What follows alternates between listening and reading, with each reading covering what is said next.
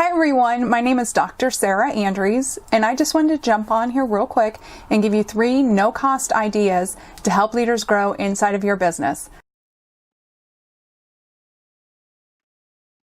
This first no-cost idea actually may give you a little bit of anxiety, and let me just apologize to begin with.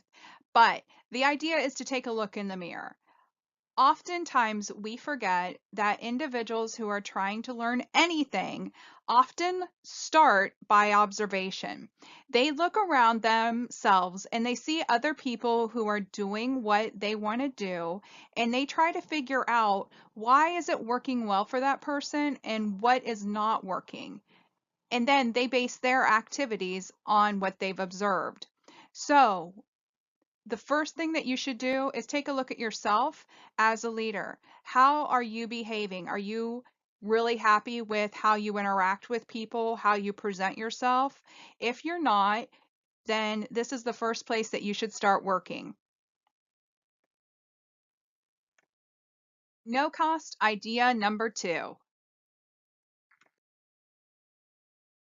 Have leadership focused conversations. These conversations do not have to be long and drawn out, but they have to be consistent. So the conversation you have today about leadership should not be the only conversation that you have.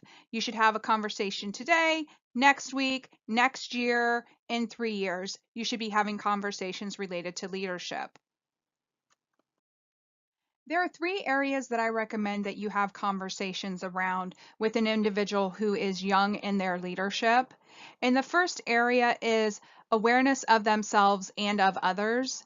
Oftentimes, when people are young or newer in something that they're trying to learn, like leadership, they don't have quite enough self-awareness or awareness of the environment and other people and how it's reacting or interacting with themselves to understand the impact that they're having. So by you kind of being that person who's keeping an eye and giving them feedback, which, by the way, the feedback you give them, you need to focus on their successes most of the time. So for every one negative thing that you want to point out to them, there should have been 10 things that were really positive that you've been talking to them over their period of time that you're working with them.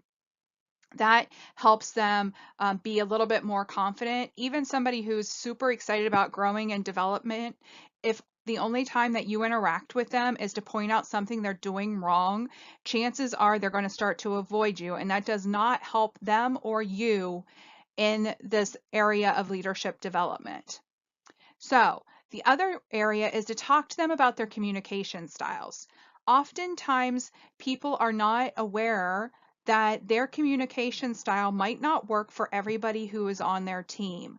So helping them understand about different communication styles and understand that sometimes as a leader, you have to change your communication style to make sure the message is getting across. You could help them grow immensely. And the final area that I think is important to have conversations around is their mission or vision.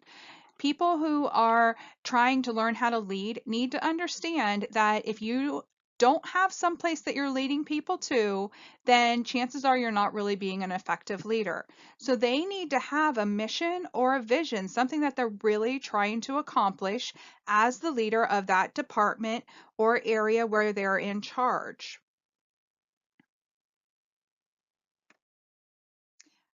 No cost idea number 3. Encourage connections. Now, this one actually sounds super simple. Help people build relationships. And for the most part, it is. Leadership needs connections, so they need to know how to build connections with other individuals. They need to know how to maintain those relationships and connections once they've established them. And then the third one, which I think is a little bit more challenging, is they need to know how to release relationships that are not healthy.